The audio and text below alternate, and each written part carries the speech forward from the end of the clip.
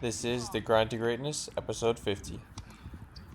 Alright, guys, let's just hop straight into the session. This is a complete ball mastery session that I did right after one of my team trainings. Literally, this is at the field that I trained at. Everyone had just left, and now it was just me getting some extra training in. The session was around an hour long, and I did a lot of new drills that I haven't done before, which was really great to challenge myself and see how I handled those unfamiliar movements. You'll see with a lot of these new drills that I do, I take them quite slow. I make a lot of mistakes, and that's because, like I said, they're awkward for me, they're new. But I don't think that's a bad thing. I think it's good that I make mistakes. I think it's good that I try to get the fundamentals down, and I put myself in a lot of different situations that I haven't been in before to try and make sure that I can be ready for any situation when it comes to in the game. I took all of these drills from a video done by 7MLC, which I'll put right here. So check that out if you guys want to see it. I didn't exactly follow the rep schemes that he lays out exactly because I added some and usually just did more reps than he said, but it's very good. Check out that video, and I took a lot of inspiration from that for the session. But without further ado, let's hop straight into the session. So this first drill here is very simple. You're just going to use one foot, either your right or left, and dribble through the cones, taking one touch with the outside of your foot and then one touch with the inside of your foot through all the cones. You can do either one rep of this and then switch feet, or do a couple reps and then switch feet and do a couple reps with that foot and then switch back. It's kind of your choice. You can split it up how you like. I like to do a couple reps with each foot just so that I can kind of get in the rhythm, because I feel like if I switch after each rep, sometimes I don't have the time to kind of get in the rhythm with each foot and actually improve. And if you guys notice that I actually have the cones set farther apart today than I normally do when I do these ball mastery sessions and close dribbling, and that's because I just want to be working on the weight of my touches, and setting cones at different lengths apart through different sessions helps with that. If you always have the cones set at the same length for every session, you're always going to get used to taking the same weight of touch every single time, no matter what. And that's not going to be realistic for the game, because you're not always going to be taking a touch that needs to go exactly, let's say, 1 foot in front of your other foot throughout the game. It's going to be very variable. So switching the length of the cones, for example, for this session, I made them farther apart, is a great way to work on the weight of your touch, and that's definitely something that I need to work on for my dribbling, especially.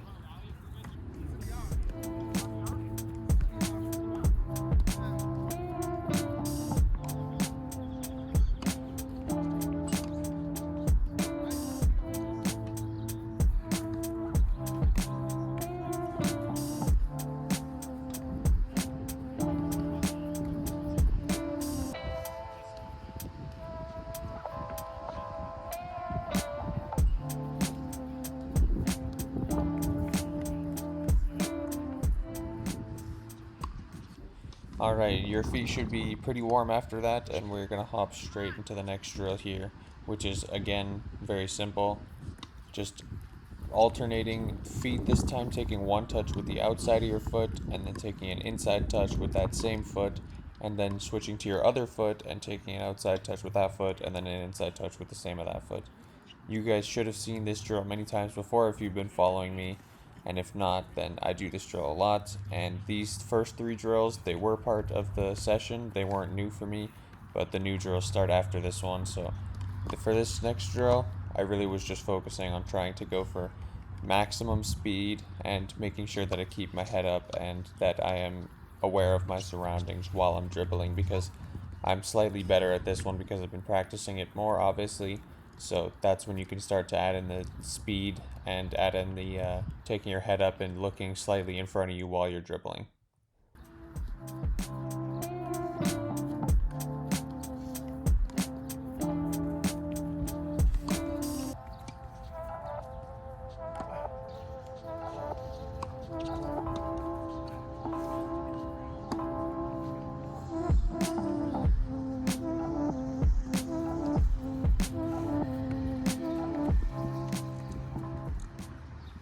Now those drills there are the end of the drills that I practice a lot, and now we're moving on to the newer drills for me. And the first one that I'm doing here is very, very simple. It's just a push with the toe of your foot, with the front of your foot, and then controlling with the sole of your foot, kind of stopping the ball, maybe giving it a little bit of a back roll, and then switching into pushing with the other foot and controlling with the sole of that same foot as well. Now, something that I tried to add in with this drill was adding in a little body feint after taking the touch with the sole of my foot. I feel like this made it more game realistic, and I also need to work a lot on my body feints and being more deceptive with my dribbling. That's something that I've seen that I need to work on, that I've identified that I need to work on. So adding in a little body feint like that, I feel like really helps me to get better at being deceptive and help my dribbling for me personally. This was an excellent drill because it helps me work on the weight of my touch and also helps me work on controlling with the sole of my foot, which is something that for some reason I really struggle with my left foot especially. Sometimes the ball would just get away from me when I try to use the sole of my left foot, so I'm really glad that I was able to work on that, and an excellent drill to do.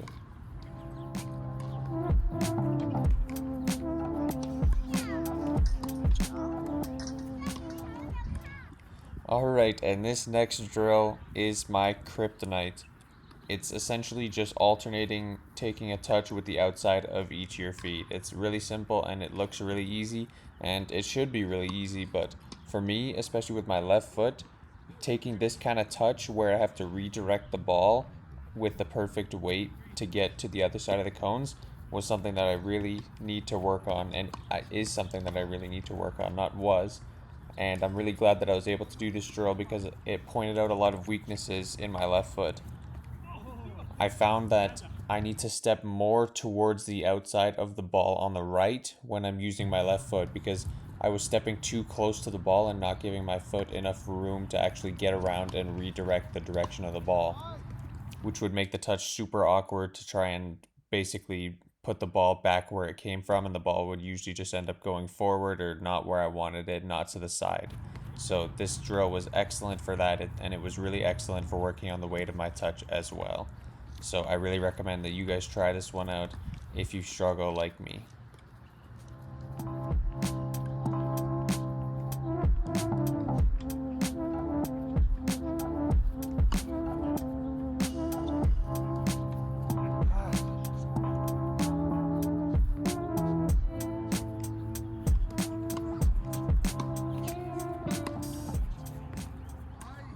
Alright, and this next drill for me took a second to figure out, as you'll see, but essentially it is doing a la croqueta and then pushing the ball with the outside of the same foot that just touched the ball at the end of the croqueta. It took me a second to realize that you need to do this all in one movement without placing that foot on the ground in between the touches. But once I figured that out, it was a great drill, and it's great to get into a rhythm and work on just your quick touches and working in a little bit of a body feint as well. Same reason as before, that I just want to be working on being as deceptive as I can while I dribble.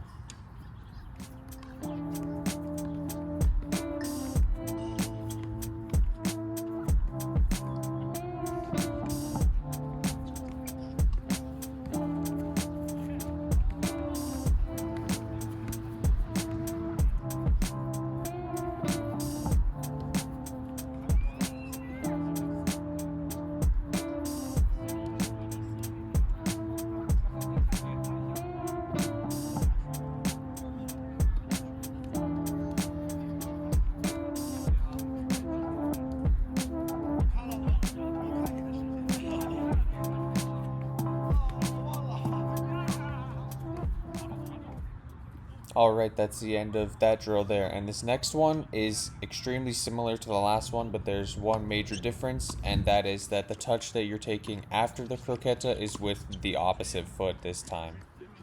So imagine you finish the croqueta with your left foot, now you're going to take the touch with the outside of your right foot. And something that really confused me at the start here, I tried like 10 different times to get this, and it just wasn't clicking for some reason in my head. I had to rewatch the 7MLC video to figure out how to do it. But essentially, you're going to be sticking on the same foot every single time for each of the reps, and you're going to have to alternate feet. So you're going to be doing a la croqueta and touching it with the outside of your right foot, every time when you go through the cones, and then after that, those reps, then you can switch to your left foot. It's not the same thing as the last drill where it's like you're alternating feet after each cone. This time you're going to be alternating feet after each time you go through the whole set of cones. And after I figured that out, then the drill became a little bit easier and I actually started to see some improvements, which was great to see as well.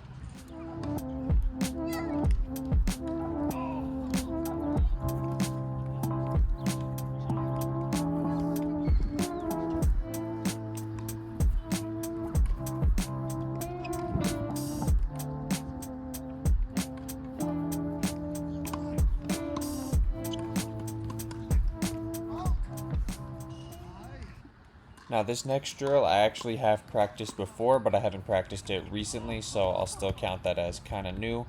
However, with this drill, I did work more with speed and trying to get my head up as well while doing the drill.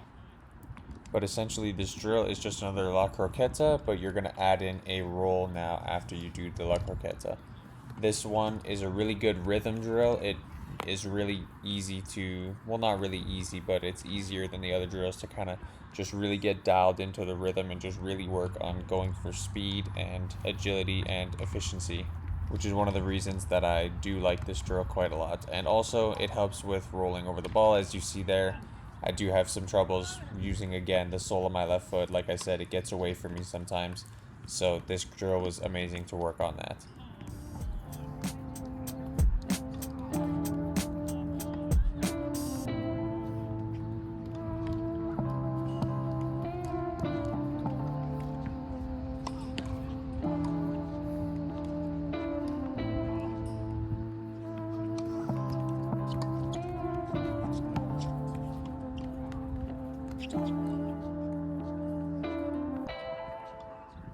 Now this next drill was probably the hardest of the session for me personally, just because this movement comes to me really awkwardly and it really wasn't intuitive at all. But I did end up figuring it out, and it actually ended up being my favorite part of this session. So that just goes to show that sometimes the hardest things are actually the most beneficial and can even be the most fun. But essentially what this drill is a touch with the inside of your foot, and then a little bit of a hop step with a body feint, and then taking the ball with the outside of your opposite foot and controlling with the sole of your foot. This kind of is incorporating all the different parts of this session that we've done thus far. Now again, the hop step is really what got me at the start. I wasn't understanding that I didn't need to take another step after my initial first touch with the inside of your foot. What I needed to be doing was just hopping on my standing leg a little bit and then doing the body feint and switching legs. Now I think that learning that was really valuable for me because it's helping to break the habit of always moving in the same way for me, which is again me working on my unpredictability. To be unpredictable, I need to move in a ton of different ways, and if I have only one habit of always moving one certain way after I take a touch with the inside of my foot, let's say I always plant my other foot and take it in the same direction, that's going to be very predictable to the opponents and they're going to learn that really quickly. So breaking those molds and breaking those habits are a great way for me to work on my unpredictability while I'm dribbling. This drill I took especially slow just because it was so unnatural for me, but like I said, I'm okay with that. The speed will come. I'm just working right now really on trying to get the technique correct and not just blowing through it and not learning anything.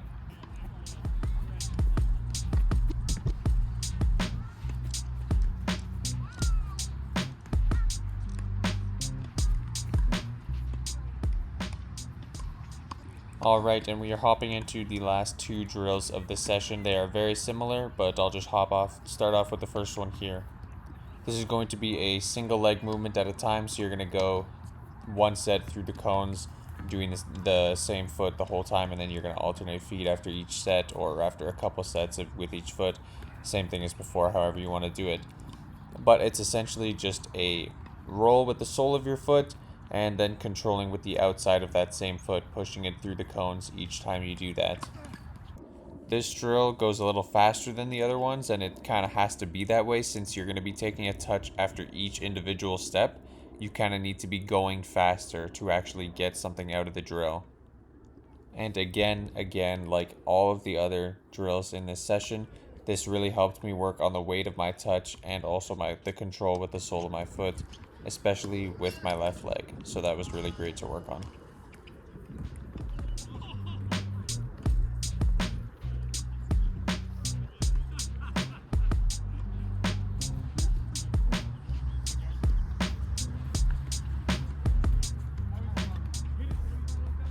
Alright, and moving on to the last drill of the session. Now this drill, instead of touching it with the outside of the foot that you just used to roll the ball, you're just going to control with the inside of your opposite foot and then continue the pattern.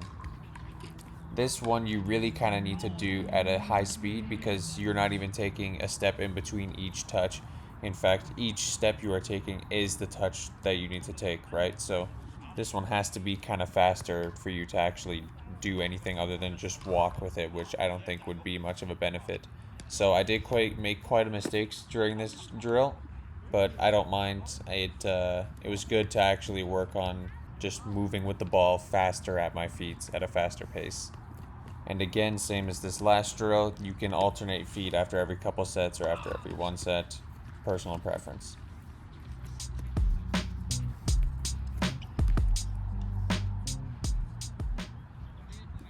And that was the last rep of the session there. Now I just packed up, and of course I had to make sure that I stretched after my session. You guys know that I always stretch after my sessions, no matter what. And I think that it's very important to do that to try and prevent injuries as much as possible. You may want to make sure that your muscles don't get super tight, and it also helps you just bounce back quicker from your sessions and allows you to train more. But if you guys like that session there, please drop a comment, leave a like, subscribe, and let me know how I can make these videos better. Let me know what you want to see in the future. And I hope that you will follow along for the rest of the grind to greatness. Thank you for watching. See you in episode 51.